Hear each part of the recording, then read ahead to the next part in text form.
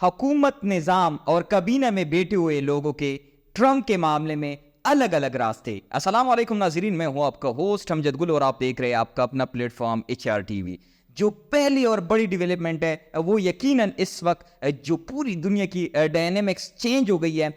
وہ ٹرمپ کی کامیابی ہے۔ اس معاملے پہ ہم دیکھ رہے ہیں کہ اس وقت پاکستان کا نظام، پاکستان کی حکومت اور کابینہ میں بیٹھے ہوئے لوگ الگ الگ اپنے خیالات رکھتے ہیں۔ ہم دیکھ رہے ہیں کہ ہمارا وزیر اعظم شہباز شریف صاحب VPN لگا کر ٹرمپ کو مبارکباد دے رہے ہیں، اور اس کے ساتھ ساتھ اس کے کابینہ میں بیٹھے ہوئے لوگوں کے الگ الگ نظریات ہیں، الگ الگ خیالات ہیں۔ کابینہ میں بیٹھے ہوئے وزیر جو پہلے ٹرمپ پہ تنقید کرتے تھے، جو ٹویٹر پہ بیٹھ کے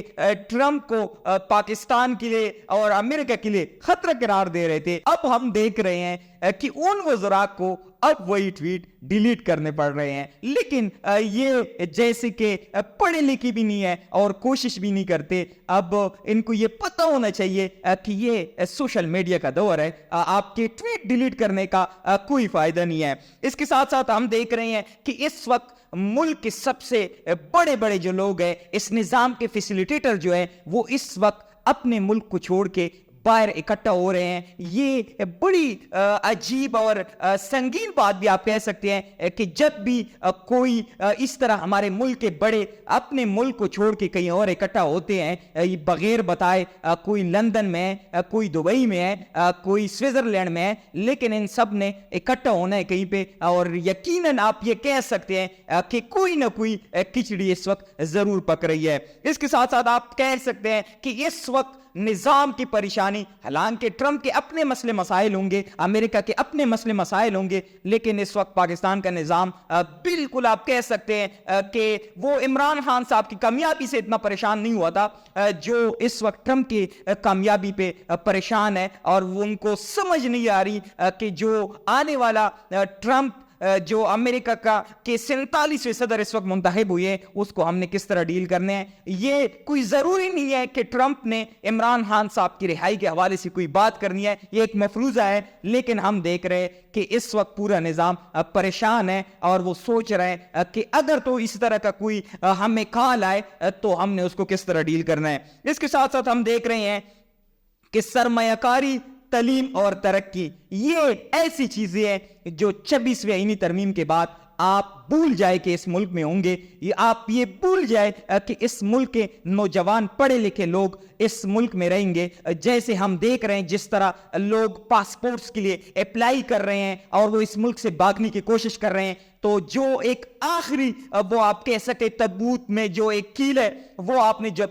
26ویں آئینی ترمیم کر لیا، اس کے بعد آپ یہ چیزیں اس ملک میں بھول جائے کہ کوئی آپ کے ملک میں سرمایہ کاری کرے گا اور یہ ہمارا ملک ترقی کرے گا، ہم تعلیم کو بہتر کریں گے۔ جیسے آپ نے ہر چیز کا بیڑا غرق کیا ہے، IT کو آپ دیکھیں کہ اس صدی میں بھی ہم VPN لگا کے ٹویٹر یوز کر رہے ہیں، تو آپ خود کہہ سکتے ہیں کہ اس وقت اس حکومت کے، اس نظام کی کون کون سی ترجیحات ہے۔ اس وقت ہم دیکھ رہے ہیں کہ نظام اور حکومت کے پاس عمران خان صاحب کو روکنے کے لیے کارڈ ختم ہو چکے ہیں۔ نظام اور حکومت اپنے تمام کارڈ کھیل چکا ہے، اور اس وقت جو ان کی ایک آپ کہہ سکتے جو جتنے بھی ان لوگوں نے پچھلے 2.5 سال سے وہ کوشش کی ہے کہ کسی بھی طرح سے پاکستانی عوام کے دلوں سے عمران خان صاحب کو نکال دے، اب تک وہ اس چیز میں ناکام ہو چکے ہیں۔ اور پھر ہم نے دیکھا کہ آئین کو چینج کرنا پڑا، قانون بدلنے پڑے، چیف جسٹس کو اپنی مرضی کا لگانا پڑا، اپنے مرضی کے جسٹس کی جو تعداد ہے وہ بڑھانی پڑی، لیکن اب تک نظام اس چیز میں کامیاب نہیں ہو سکا۔ اور اب ہم دیکھ رہے ہیں کہ اس کے بعد نظام اور حکومت کے پاس کوئی اور راستہ نہیں بچا۔ اس کے ساتھ ساتھ ہم دیکھ رہے ہیں کہ نواز شریف صاحب سے جب سوال ہوا، جس وقت وہ ایون فیلڈ سے باہر آ رہے تھے، اس سے 2 سوال ہوئے کہ ایک ٹرمپ نے کامیابی حاصل کی ہے، آپ اس پہ اپنا رسپانس دیں، جس پر نواز شریف صاحب نے کہا کہ اس پہ میں بعد میں رسپانس دوں گا۔ اس کے ساتھ ساتھ جب نواز شریف صاحب سے سوال ہوا کہ آرمی چیف صاحب کو ایکسٹینشن ملی ہے، تو آپ یقین کریں وہ ویڈیو دیکھ کے آپ لطیفہ آپ کہہ سکتے ہیں اس صدی کا سب سے بڑا لطیفہ ہے۔ اب آپ نے یہ بتانا ہے کہ اس جواب کا مقصد کیا تھا، اس جواب کی معنی کیا ہے کہ جب صحابی نے اسے پوچھا کہ میاں صاحب آرمی چیف صاحب کو ایکسٹینشن ملی ہے تو میاں صاحب آگے سے کہہ رہے ہیں اللہ حافظ. اب یہ نہیں پتا کہ وہ ہمارے ملک کا کہہ رہے ہیں یا کس چیز کا کہہ رہے ہیں, لیکن اس نے جواب یہ دیا ہے کہ اس کا اللہ حافظ. اس کے ساتھ ساتھ ہم دیکھ رہے ہیں کہ عمران خان صاحب اور ٹرمپ نے کہ جو درمیان میں جو ایک تعلق ہے وہ اس طرح نہیں بنا. وہ عمران خان صاحب نے اپنی عزت خود بنائی تھی. ہم نے دیکھا تھا کہ عمران خان صاحب اور ٹرمپ جب امریکہ کا صدر بنے تھے تو امریکہ نے ٹرمپ نے یہ دیکھنے کے لیے کہ عمران خان صاحب کیسے بندے ہیں تو اس نے ٹویٹ کیا تھا پاکستان کے خلاف کہ پاکستان نے